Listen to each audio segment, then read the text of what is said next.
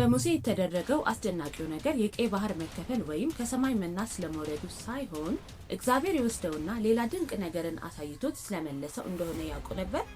የዘጸአት መጽሐፍ በግልጽ መስክሮታል። በዛን ዕለት በኮሬብ ተራራ እያለ ጸጥታ ሰፍኖ ነበር። የንፋሱ ሽንፍር እየነፈሰ ሙሴ በዚህ ምድረ በዳ ውስጥ ብቻውን ተገኝቷል። እናም ወደ አመድ ያልተቀየረ የሚነድ ነበልባል እሳት በእሾህ ቁጥቋጦ ላይ ይመለከታል። እንዲሁ የሚነድ እሳት አልነበረም። ከሰማዩ ስፍራ ከእግዚአብሔር መገኛ የወረደ ኃይል ነው። በመላው ምድረ በዳ ወርቃማ ፍልስ ታፈሰ። በዚህ መለኮታዊ መገኘት የሰውን ልብ የሚማርክ ኃያል ድምፅ ወደሱ ከበዋል። በተቀደሰው ስፍራ ጫማውን አውልቆ ከቀረበው በኋላ እጁን በብብቱ እንዲያስገባ ይነግረዋል። ካለምንም ማቅማማት ይታዘዘውና እንደ በረዶ ለምጽ ሆነ። እንደ ሞተ ያህል በድን የሆነ የደረቀ እጅ ይሆንበታል። ልክ እንደ ማዕበል ፍርሃት በረረው።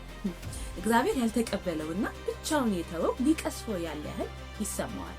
ነገር ግን እግዚአብሔር በድጋሚ ምድር መሰረቷ እንደማይናጋ ያክል ድምፁ የሰፈነ ነው።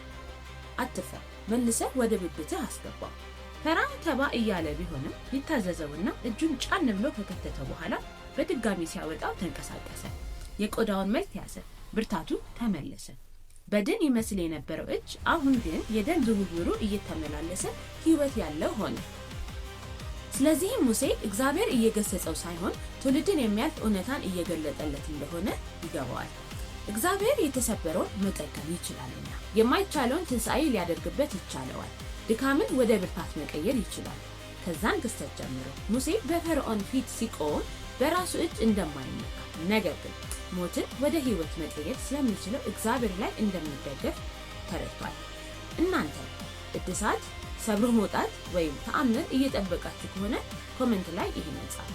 እግዚአብሔር የማይቻለውን ትንሣኤ መስጠት እንደሚችል አምናለሁ። ቪዲዮውን በማጋራት ሁሉም ነገር ተበላሽቶብኛል ብለው እያሰቡ ያሉ ብዙ ሰዎች እግዚአብሔር ማስተካከል እንደሚችል ይመልከቱ።